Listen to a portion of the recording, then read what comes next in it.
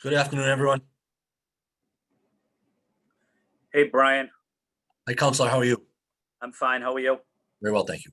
Good, Brian. Good afternoon, everyone. Counselor Flynn, Hey, Carlton. Hey, Carlton. how are you? Good. How are you doing? Great, thank you.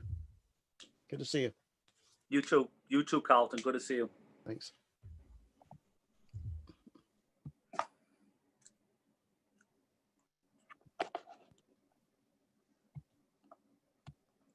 I will be right back.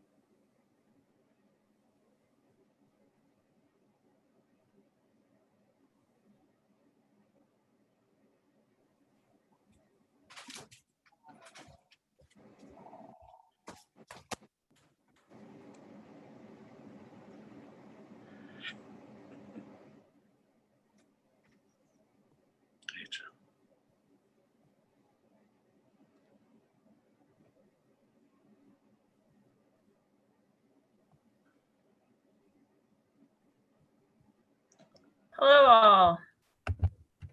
Hey, Kenzie. So sorry to keep you waiting. I got held up in a different virtual room. Also, Happens to all of us. These days, right? Okay. Okay, give me 1 second. I'm gonna open up my opening statement here.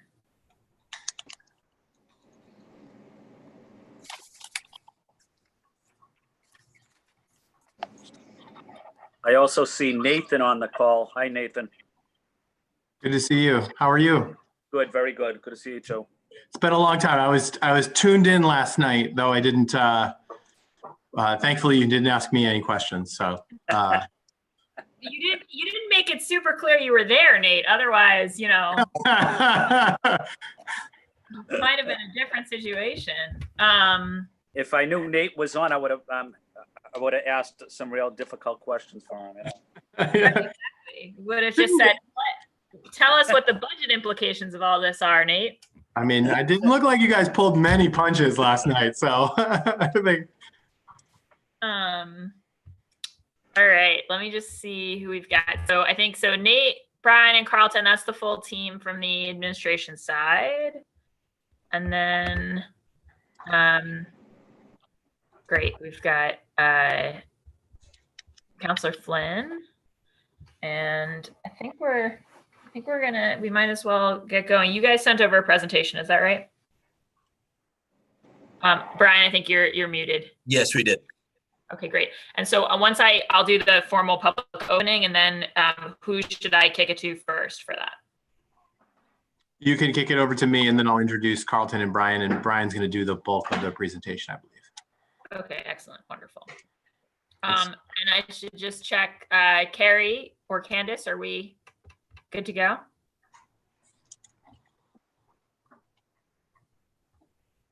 Still waiting for confirmation from the web, but I'm sure we're going to be online shortly. So I'll give it another minute or so and we should be good to go. All right. Well, no, we'll hang tight. We don't, it's only public if it's streaming. So.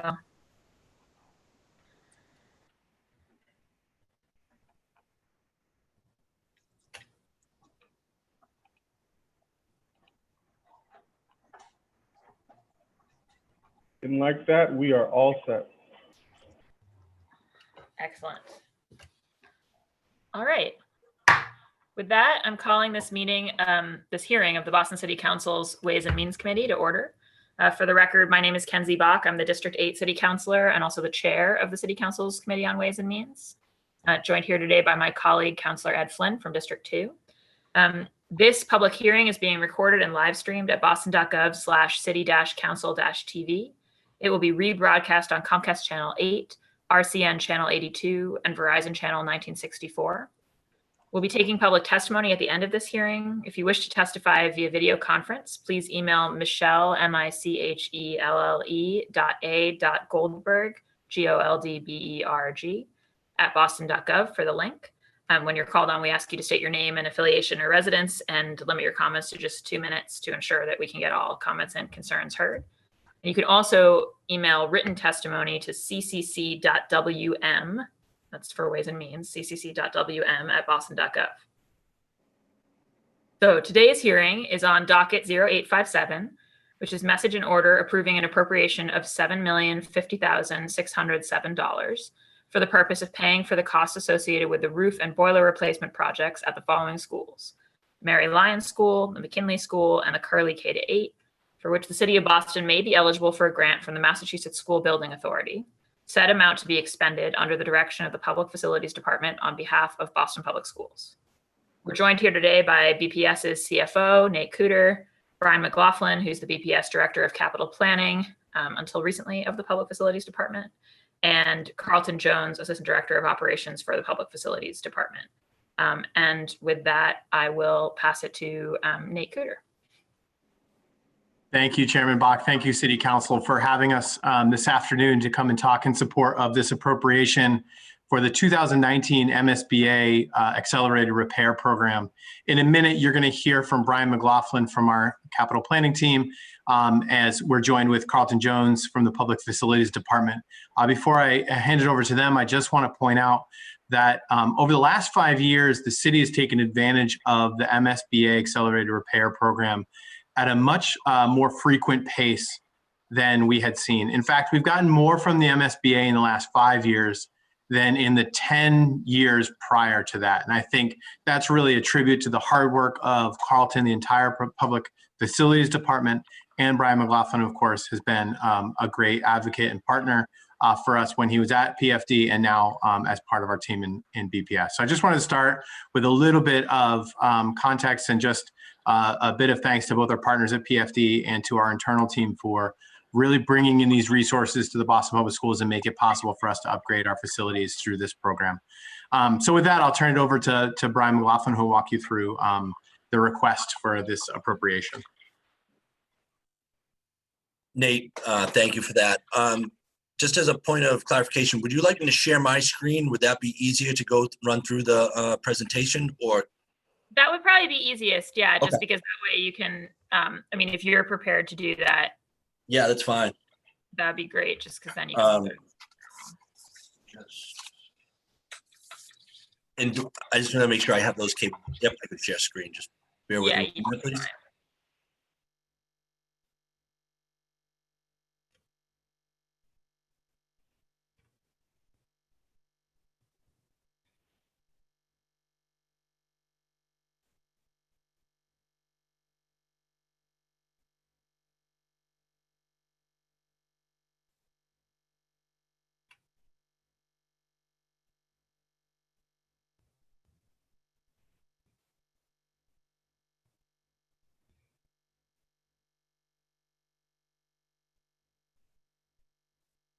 How is that being shared now? Yep, we can see it. Great. Looks great. All right.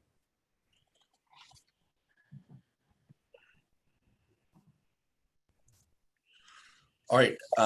Thank you, counselors. Thank you, Nate, for the introduction. Carlton, thank you for being part of this team with PFD and delivering these important projects throughout the district. Just as a quick background, the Massachusetts School Building Authority is the state authority that oversees funding of public school capital projects in the Commonwealth of Massachusetts. The MSBA is a reimbursement agency, and it works with local communities to create affordable, sustainable, and energy efficient school projects across Massachusetts. MSBA is funded through 1 penny of the sales tax. MSBA has 2 programs. The core program, which works on large projects, new schools, large addition renovations, major repairs. And then the accelerated repair program, which focuses solely on roof, window, and boiler projects. The MSBA accelerated repair program is designed to materially extend the useful life of a school or building that otherwise is capable of supporting the school program. The ARP focuses on preserving existing assets by performing energy efficient and cost saving upgrades, which will result in direct operational savings to the district. Currently, examples of the accelerated repair program that we have ongoing with the MSBA that are currently in construction are the window replacements at the Otis and the O'Brien, which are wrapping up construction. And we have 4 boilers at the Hernandez, the Linden, Josiah Quincy Elementary School, and the McKay going on this summer. The larger core projects are the complete Dearborn and Boston Arts Academy, which is obviously currently in construction. The second slide provides an overview of the accelerated repair collaborative efforts with the MSBA and the city of Boston, which Nate touched upon in his opening. Over the past 5 years, Mayor Walsh has made it a priority with the assistance of the city council to leverage state funds for repairs to school buildings, allowing the city to maximize the capital investments throughout the district. Since 2015, the city has had 27 repair projects approved through the MSBA. 18 of these projects have completed construction. 6 are currently in construction, and 3 were approved at the most recent MSBA board meeting in June. These 3 projects I'll speak to further in the next slide. These 27 school projects represent $70 million in total project costs, with upwards of $41 million in reimbursement coming from the MSBA. Factoring core projects, reimbursement of the BAA in Dearborn, the city has been approved for $128 million in reimbursement since 2015.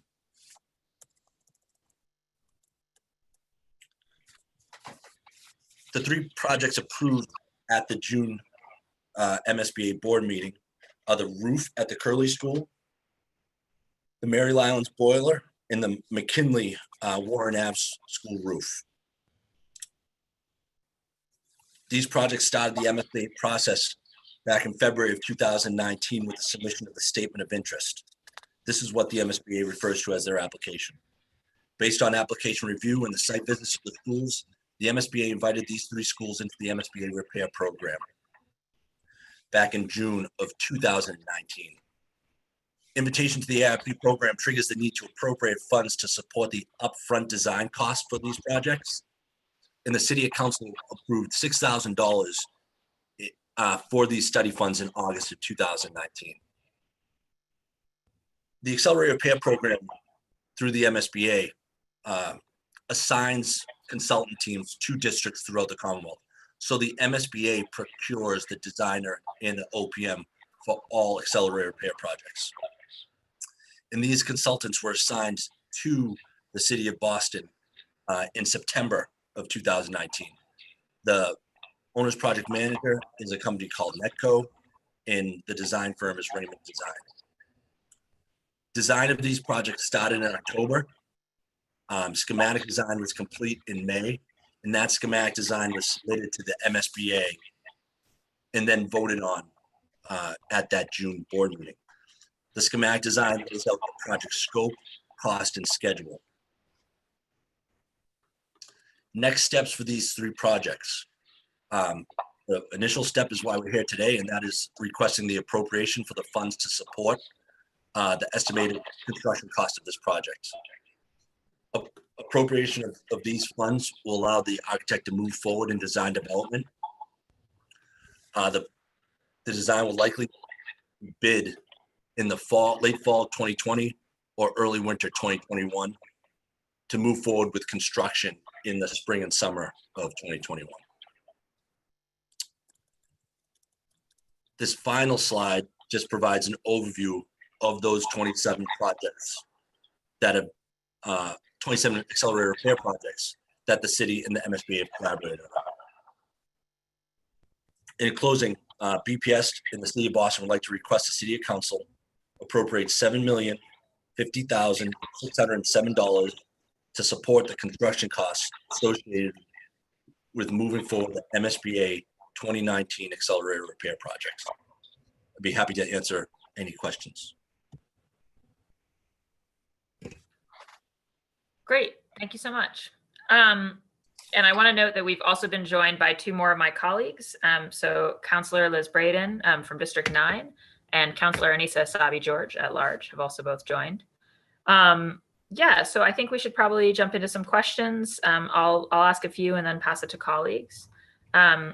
So I guess my first question is just if you could speak a little bit more about how the MSBA chooses. I know that we submit statements of interest about lots of buildings. I remember from February that we did there were a ton that we submitted.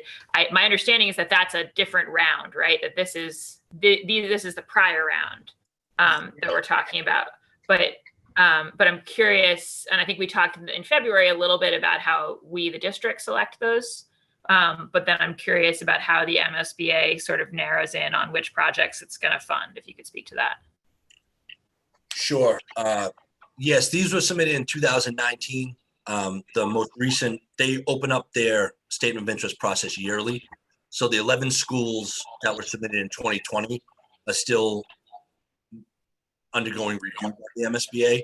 And I believe their review process is a little, has been impacted by everything else that's going on.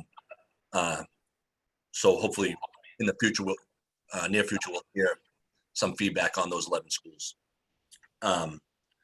So these were submitted in February of 2019. At that time, 6 statements of interest were submitted. These 3, in addition, we also submitted the Dudley Street Neighborhood Charter School, the Josiah Quincy Elementary School, and English High School projects. Those were 3 window projects. And feedback from the MSBA relative to the 2019 review of SOI submissions from the Commonwealth, they made a decision to not move forward with any window projects that were submitted in the 2019 round of SOI submission. Well, it's looking like quite a mistake now, isn't it? Yes. And I think that's generally because the window projects tend to be more expensive, and the MSBA only has a certain amount of money to be distributed throughout the Commonwealth. My understanding this year is that for 2020, they received up to 90 requests throughout the Commonwealth, 11 of which were from the city of Boston. And again, the first step in their review was reviewing the actual paper application statement of interest. And then they usually narrow that down and make site visits to particular schools that they feel could be good candidates for this accelerated repair program. Mm-hmm. And do we have a sense of, I mean, we've kind of wised up as a city under this administration in terms of applying for these. Do we have a sense if other municipalities are also doing the same? Like if the set of applicants is growing, or if it's mainly just that we are a proportionately higher percentage now? I think it's a bit of both. I know that the work going into identifying the schools to submit to the MSBA is pretty in depth, and we work within the parameters that govern this program to make sure that we feel we're submitting schools that check all the boxes. Mm-hmm.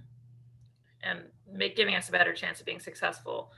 Are we thinking at all? I mean, obviously we submitted a slate in February, so it's probably, a while until we submit another slate. But I mean, in light of obviously current events have really put a spotlight on window issues. And I just wonder if we're thinking at all internally about putting more window projects forward in the future, whether the MSBA might be inclined to do more of that work, given that it's unfortunate where it's been deferred. It will be good. It will be interesting to see how they address window projects as a whole, seeing as they didn't invite any in 2019. MSBA and just straightforward City of Boston capital projects, I think, are going to likely focus on window issues throughout the district in this next request to the budget office for just overall capital projects. Mm-hmm. Okay, right. So we're going to be making that priority within our own capital plan and then asking the MSBA to participate where we can. Yeah, so I think there's a delineation between just straightforward capital projects and MSBA projects. And there may likely be projects that run independent of MSBA that address window issues in the district. In addition to requests to the MSBA for window projects. Right, got it. And then I've got a couple more questions, but I'll jump to colleagues.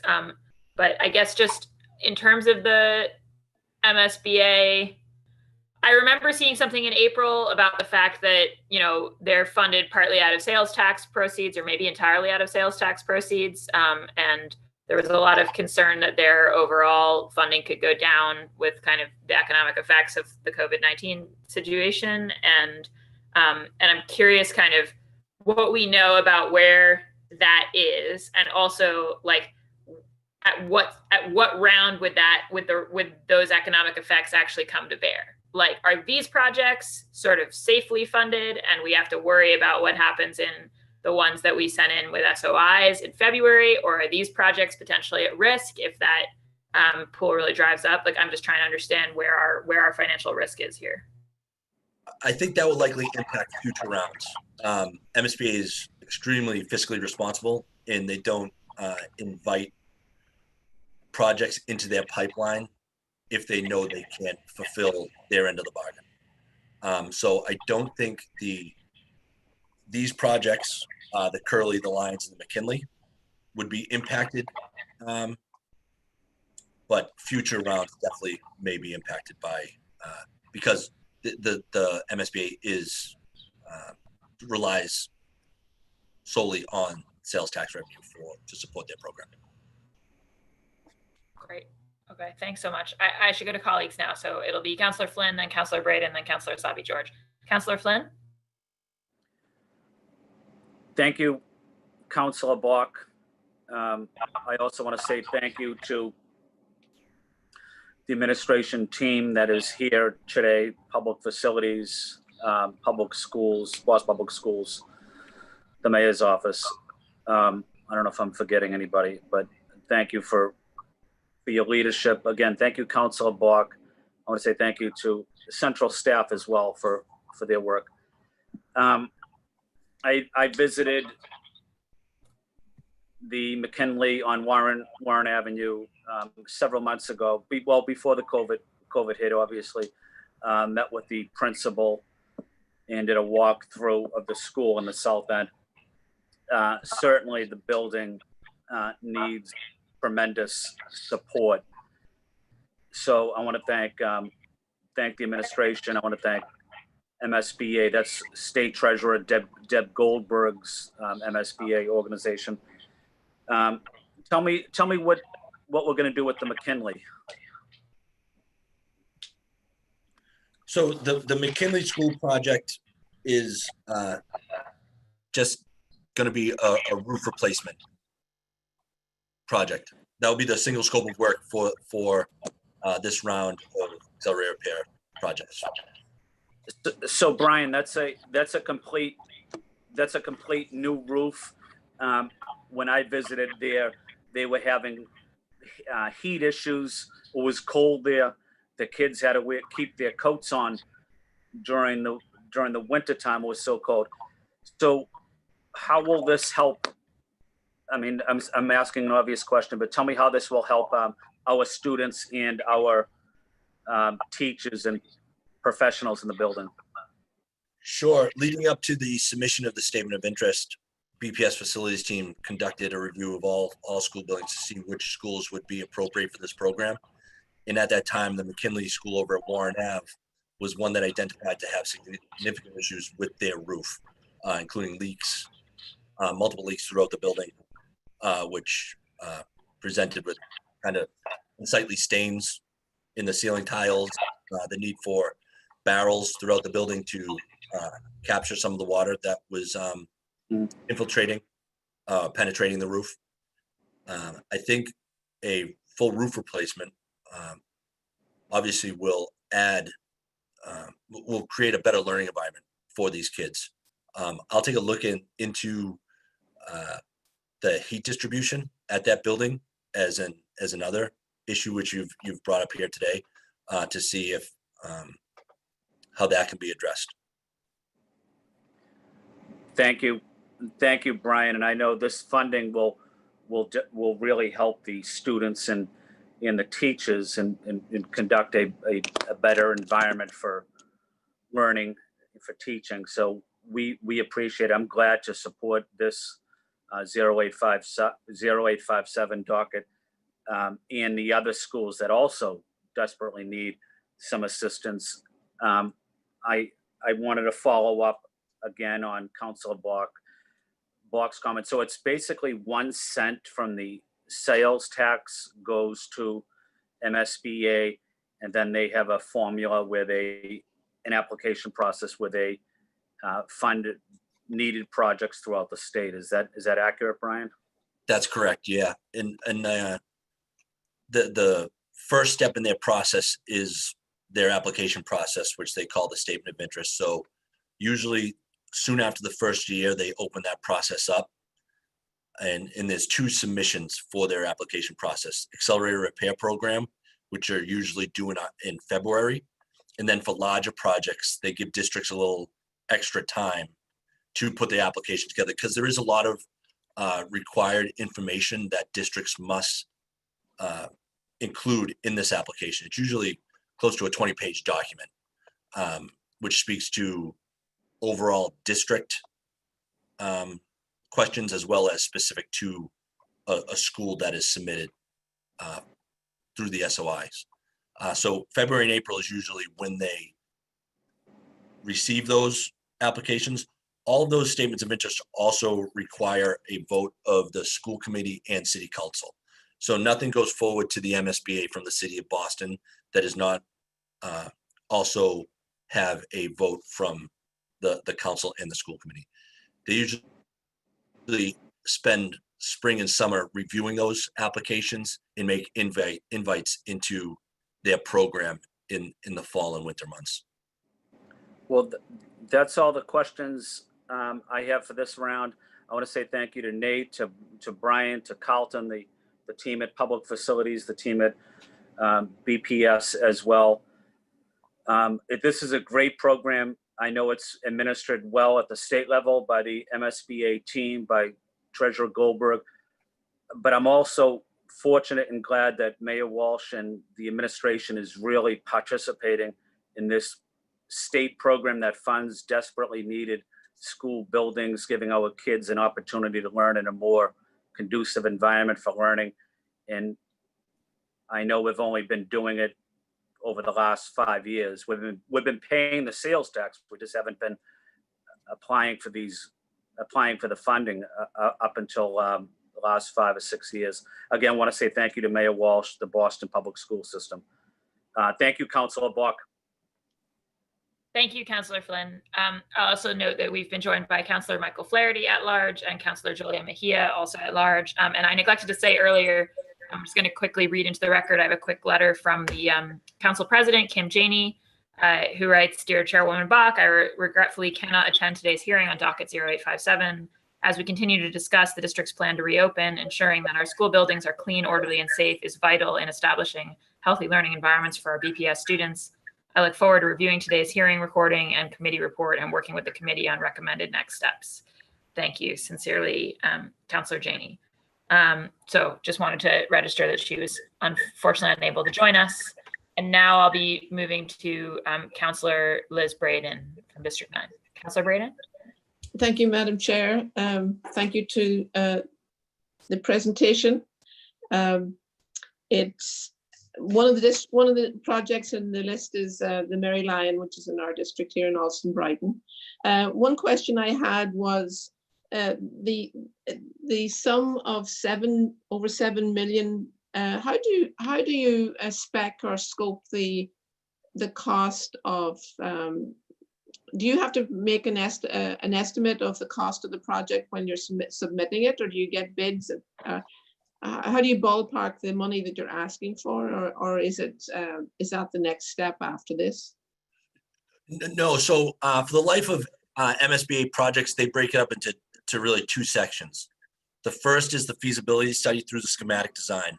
Yeah. So back last summer, the city council appropriated $600,000 for that upfront design, which brings it to schematic design. So the consultant team has been on since last October. They've done the initial design work to put that estimate together.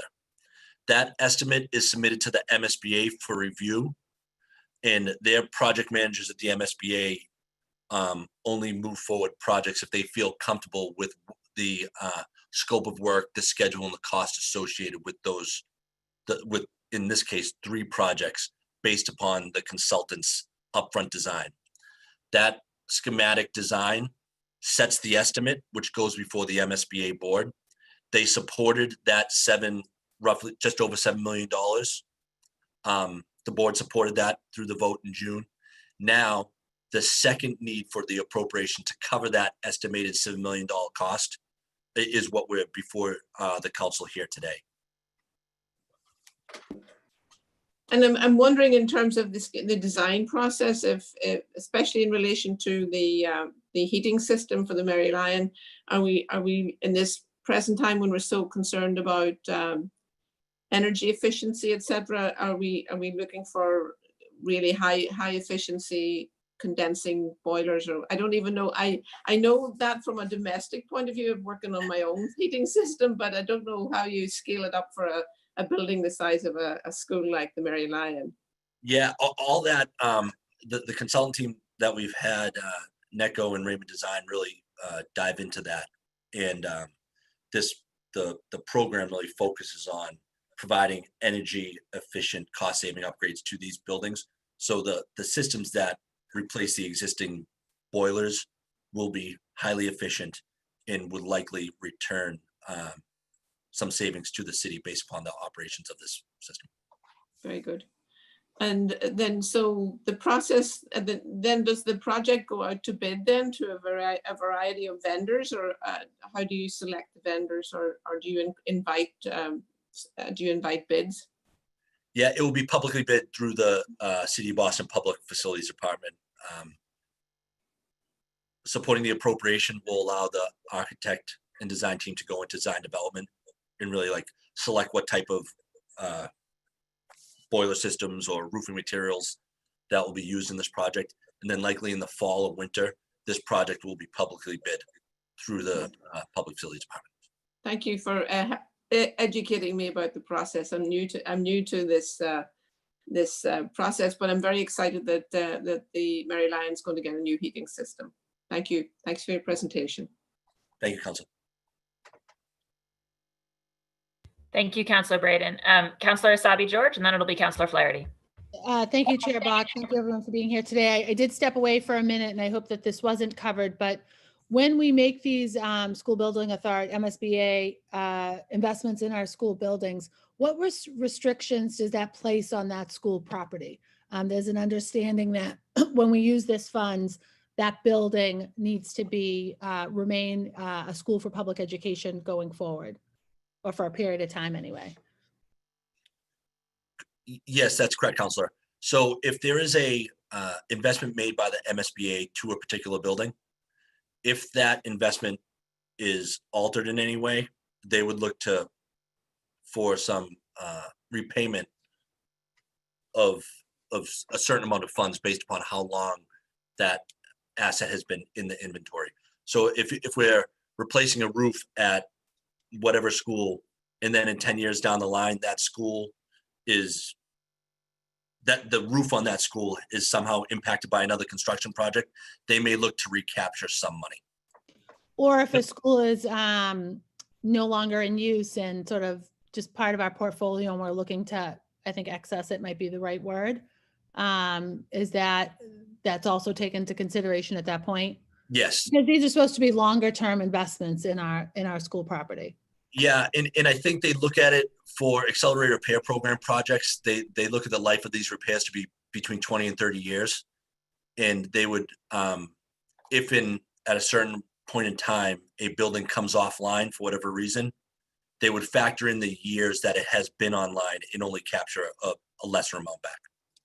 So is that based on the day of this approval, whether it's with us for the appropriation or with the MSBA for approval, or from the first day of construction? Because we know that some of this stuff takes time. Where's that marker for when the clock starts?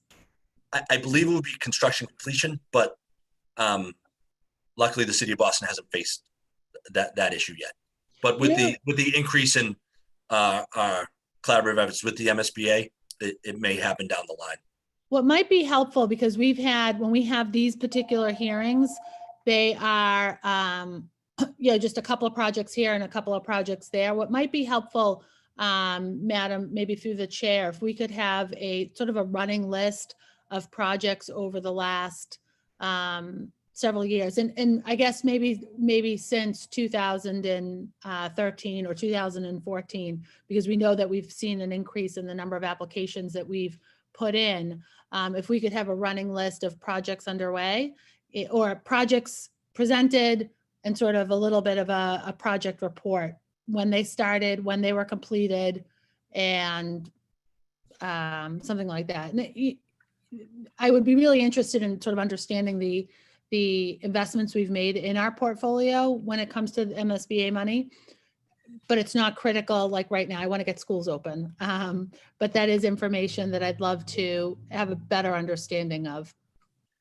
And that is something that oh, sorry, Brian. I just, as we go through the Bill BPS sort of annual process, one of the things we did in the last update, which is now 18 months or so ago, we did include a list of projects by neighborhood and by school.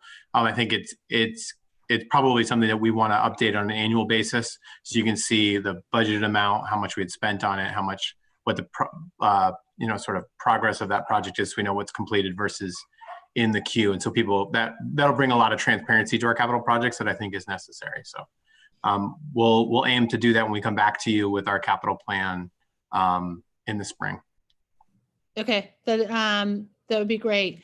And have any of these projects in the past, have we seen any significant delays does the MSBA require, as soon as it's approved, for it to happen within a period of time? And have any of these projects been delayed for any reason? And how do we overcome that? With the accelerated repair program, they kind of named it accelerated because they ideally want them to be done between 12 and 24 months from application to construction completion. We haven't seen any delays of projects that have moved forward with the MSBA. The initial round of projects that were submitted to the MSBA in 2015 and construction in 2017 were seven window projects. I think 3,500 windows were replaced at 7 schools throughout the district. And the biggest issue with that was the number of windows that were being put forward. The delivery time on those windows was fairly significant, but we still hit the dates relative to MSBA delivery. That's great. And, because windows in particular have been central to a lot of the conversations around reopening of schools, of those 3,500 windows, for example, do we have the capacity to, if any of those windows, because 2015, if they're installed by 2017, those windows in particular should be in, stellar functioning, they should be functioning and functioning well. And I get that a lot of our windows and our school facilities do have a lot of wear and tear, but after sort of we're doing all of this rush right now to make sure our facilities are in place, does the MSBA demand from us that we make sure that they're in working order? And if they aren't, we're holding the contractor accountable or the manufacturer of the window accountable for that? Yeah, part of the MSBA process includes a commissioning agent that is paid for by the MSBA. So prior to signing off on the completion of construction, the MSBA brings in a third party to make sure that the building systems that are replaced, whether it's a boiler, roof, or window, are performing to the specifications as designed. Great. Which I think that's a huge benefit to this project, having a third party coming in and signing off on these projects. And do we ever audit that, or does the MSBA ever audit that? Because some of those systems, when they're put in place over time, those systems also wear out and we become a little sort of relaxed or lackadaisical in our evaluation of these things. And now windows are so important. So a window that was maybe half creaky now is not opening, or is opening and then slamming shut, which was the case of the windows in my classroom.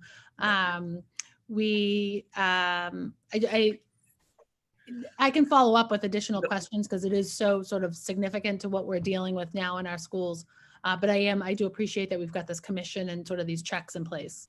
Sure, and the post-construction activities with the MSBA are such that the architect and OPM are usually on the project for months after construction is completed relative to submitting paperwork. So they're on board to work with the city of Boston to address any operation issues that may come up after school is open and the windows are, or boiler or roof are online. Great. Thank you, Madam Chair. I appreciate everyone's indulgence. Thank you. Thank you so much. Thanks, Councillor Sabi George. Councillor Flaherty, and then it'll be Councillor Mejia. Councillor Flaherty. Thank you, Madam Chair, and good afternoon to Brian, Nathan, and Carlton. And previous speaker, Councillor Sabi George, was right on point. Made a great point about getting a list of sort of the projects and the completion dates and what have you. So I'd obviously like to see a list of that. The previous administration spent a lot of time just sort of patching and painting and spare parts and moving parts from sort of one school or one facility to another. So I really appreciate Mayor Walsh's attention and Bill BPS's attention to sort of changing the trajectory on that neglect and particularly on the inefficiencies as well. So this is obviously an exciting opportunity for us to be supporting upgrades to new equipment, particularly on the boiler side and the roof and window side. So and obviously we need to do more of it. We've got a lot of old and antiquated facilities that are in dire need of upgrading.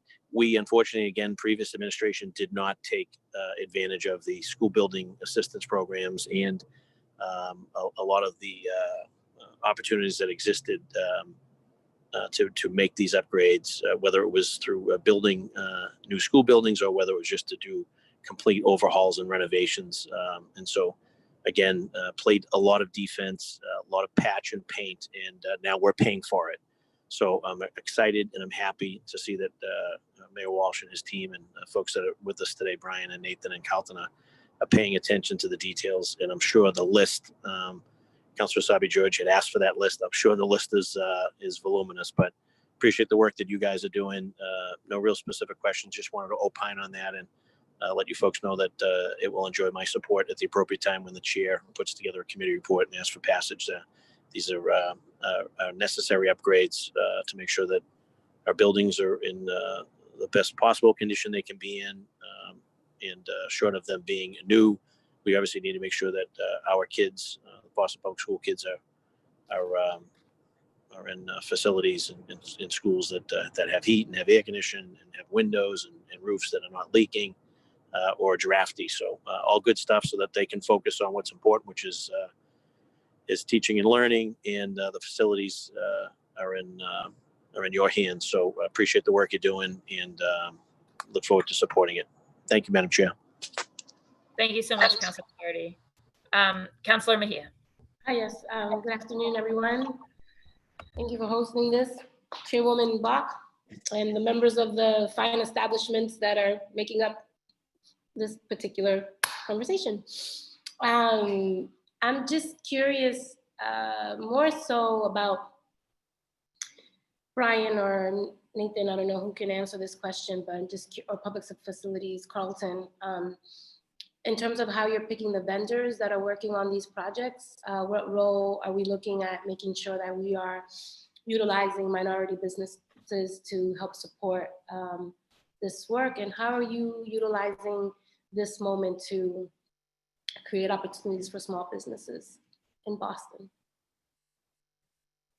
Sure, I can take that, Counselor. Thank you for the question.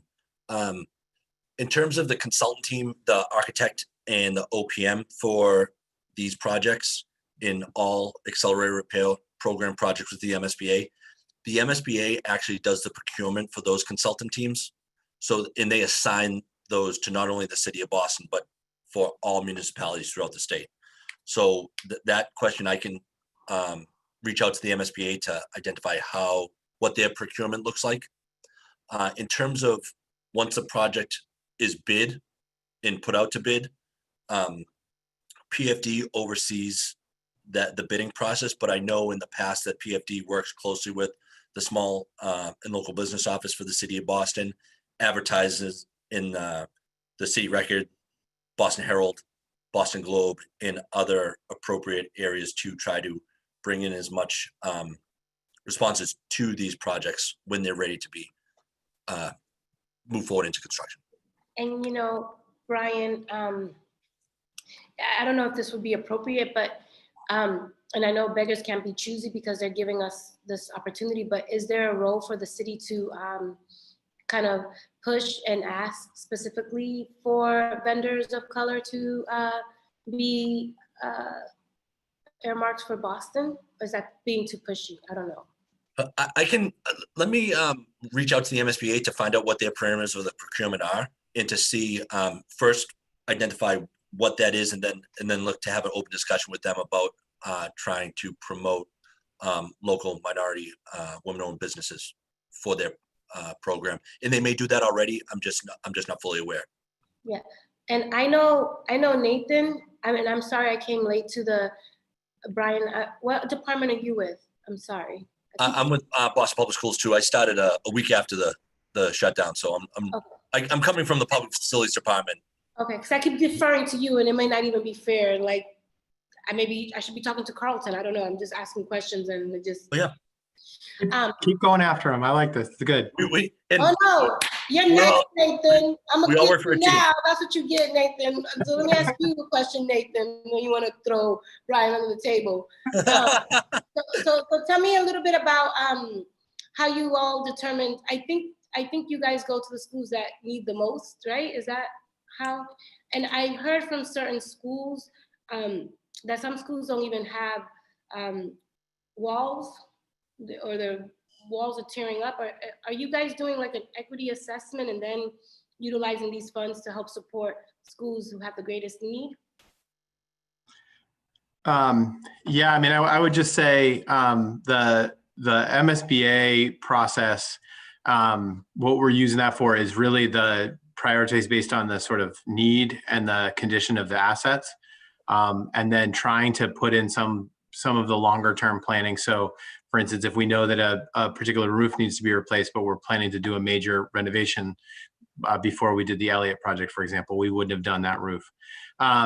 Schools without walls, that may be something you've heard about, the Blackstone, which is one of the open concept sort of 1970s schools. We do have a project to look at that, to begin thinking about closed walls. The question, the real question that you're asking, and it's an incredibly important one in terms of the capital budget process, is how do we ensure equity and balance the sort of the needs and emergency needs of a building, or the emerging needs of a building, with our overall goals as a district to promote equity and to take an anti-racist lens to our decision making. And that's something that, as you know, the capital, as you may know, the capital budget process has now been moved under the finance team. so that we can develop a more transparency and an equity lens similar to the way that we do operating budgets, and make sure that we have more of a public dialogue around our capital projects. The interesting thing about capital projects, the last thing I'll just say about this is, unlike the operating budget where it is an annual number and you can tweak it and it basically resets each year, we can really assess for equity. Capital is really about what assets each school community has. And so we need to take a broader lens and do a better assessment in terms of what do we think, what are the assets that are available to this school? And the fact that you haven't seen a major capital project at Mildred Avenue, it does not mean that those students are not at one of our best facilities. It's sort of a reflection. So we just need to develop a sort of almost like a multi-year per pupil allocation look at our assets. And that's something that I love feedback from the council on, and something that we're going to be trying to develop over the next. It's not going to be a single year project, but it is what we are focused on going into the next few years of capital planning to really make sure and really hold ourselves accountable for a broad citywide equity lens approach to capital planning. Look at Nate using all that beautiful language. Good job. And I need to be involved in those conversations. So can you talk to Neil? I guess he's the one who will be the facilitator of making sure that you engage me in those dialogues. I would be, and I think that the gavel's about to come. I see Kenzie leaning in, but I just also want to utilize this opportunity to shout out and wish a happy birthday to Counselor Flynn, y'all. Today's his birthday, so everybody say happy birthday to Flynn. That's right, Flynn. Whole squad here. Okay, thank you guys. That's it for me. Thank you. Thank you so much, Counselor Mejia. And yes, indeed, happy birthday to Counselor Flynn. Okay, I just had a couple more questions, and then I'll check if anybody else on the council has further questions, or you can just raise your blue hand. So one is really a follow-up to what Counselor Mejia was just asking, which is, I think, Brian, that actually when we had the hearing in February, you were there representing the Public Facilities Department. Yep. And we talked a little bit about the fact that, it strikes me, I mean, to some extent, right, the thing about MSBA projects is like, they're pretty predictable. Like they're a set of 3 types of things, right? Roofs, windows, and boilers. And in a lot of ways, there's something that if a contractor got good at them, they could just, rinse and repeat, do it a lot. And it seems to me like that's a type of job where the city should be doing what we can to support cultivating a pipeline of folks to apply for these jobs. Because we kind of know with the school facilities that we have, with so many, as the superintendent said last night, dating from 1940 and before, that like we're going to have a lot of these projects for a long time.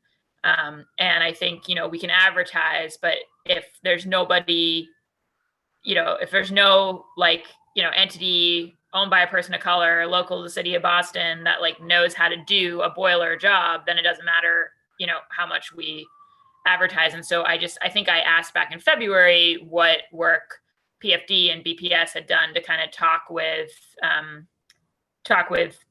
the Office of Economic Development about that pipeline and how we could support forming it. And I wondered, I know that it's been a pandemic since then, so I'm not sure that a lot of progress will have necessarily been made, but I don't think Nate was with us when we had that conversation. And I would love to kind of hear thoughts from you all and next steps on that front.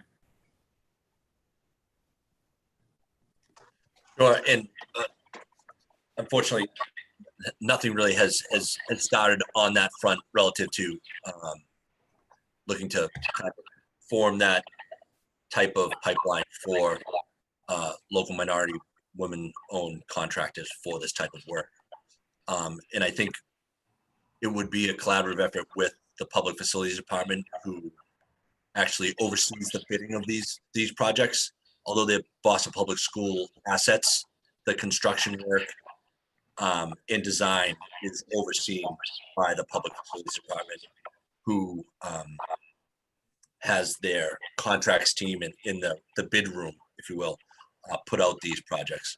So I think it would be a collaborative effort with BPS, PFD, and others, likely representatives from the city council, to discuss and move this type of project forward.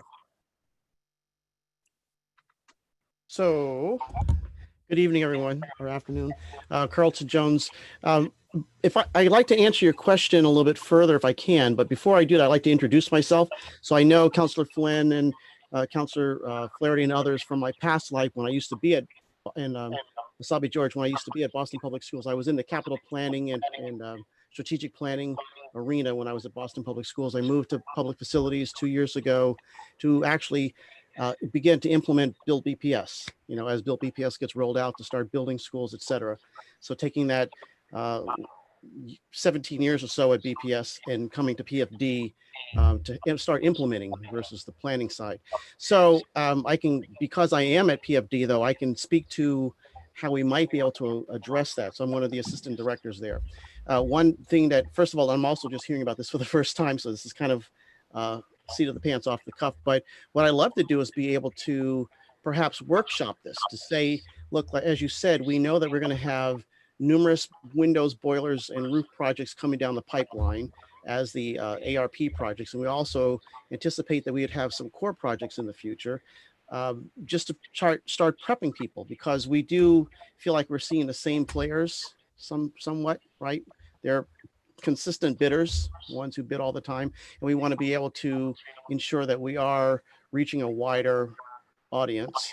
And so we might be able to we could collaborate on perhaps putting together a workshop on saying, this is the work that we anticipate over the next 6-12 months, say, in general. Again, we're going to have to stay within the public procurement laws, but invite people to come in, have conversations with them, COVID notwithstanding. Anyway, have them come in and say, this is the kind of work we do. This is our schedule that we tend to be on because it's somewhat cyclical.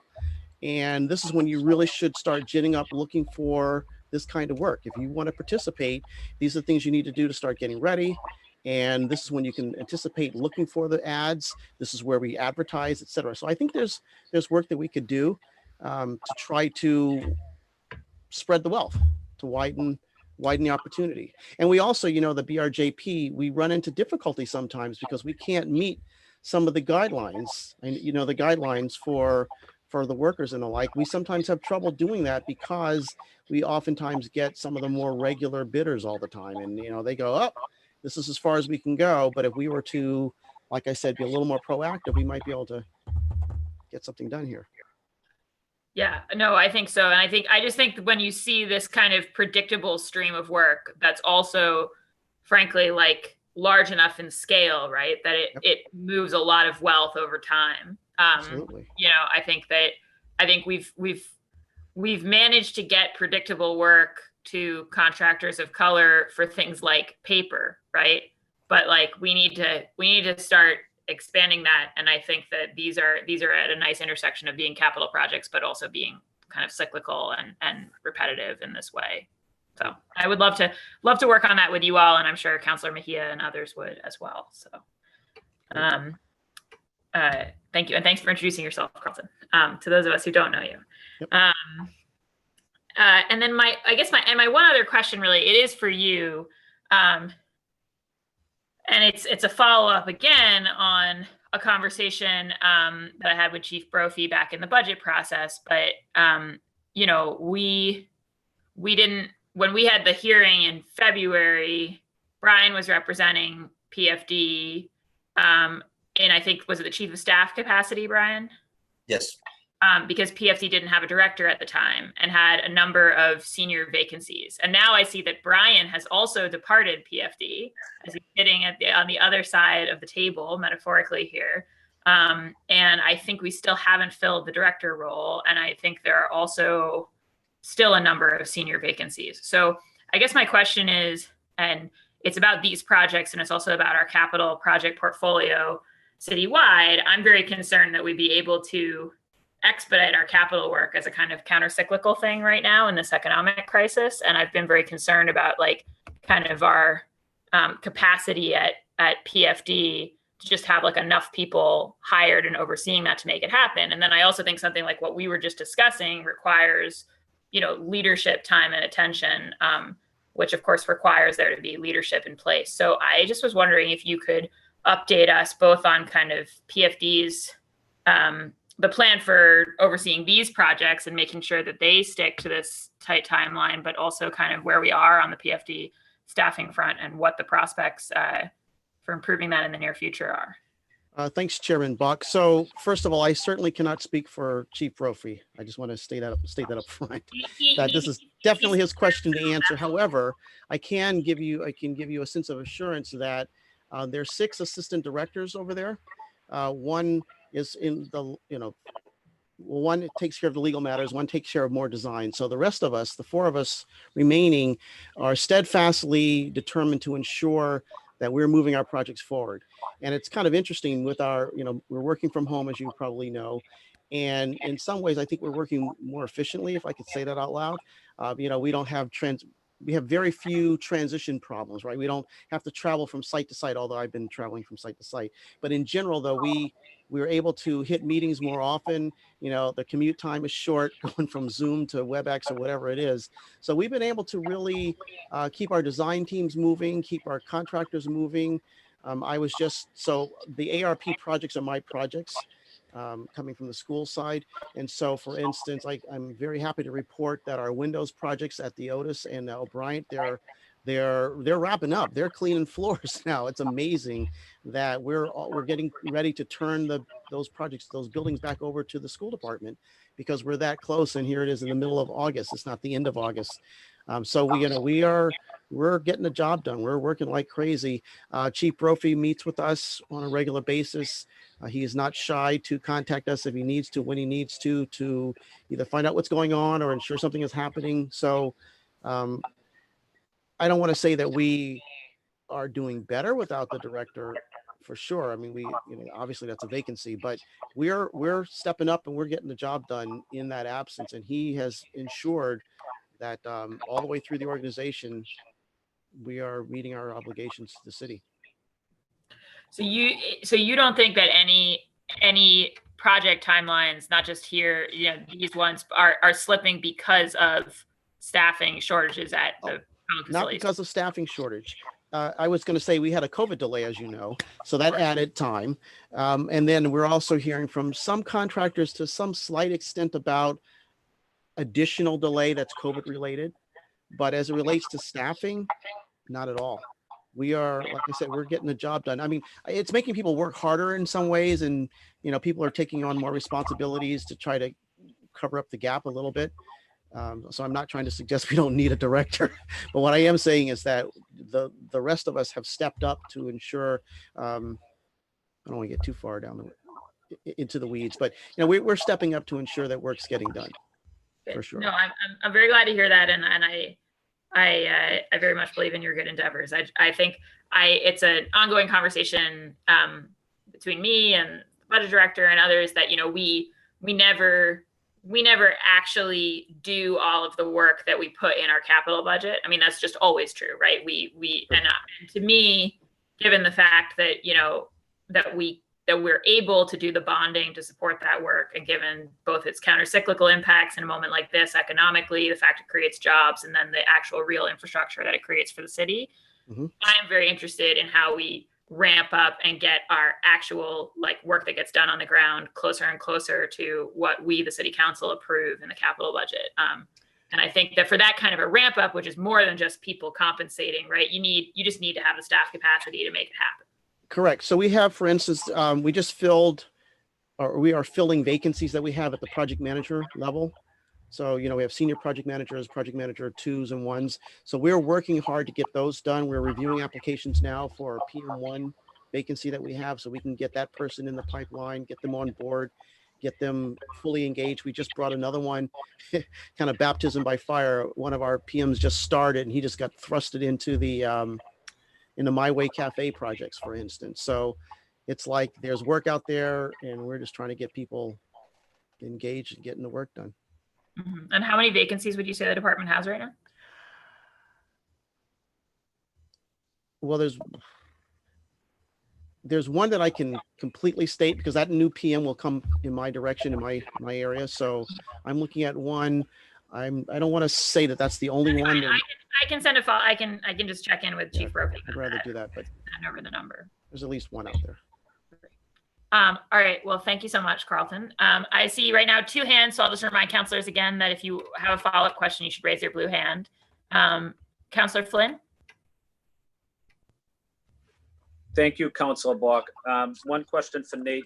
Nate, I have I visit the William Carter School several times a year.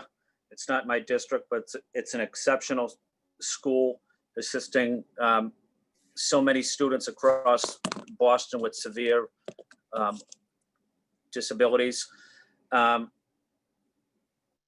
What's the status of the potential therapeutic pool so that the students could, get the necessary physical fitness at the Carter School?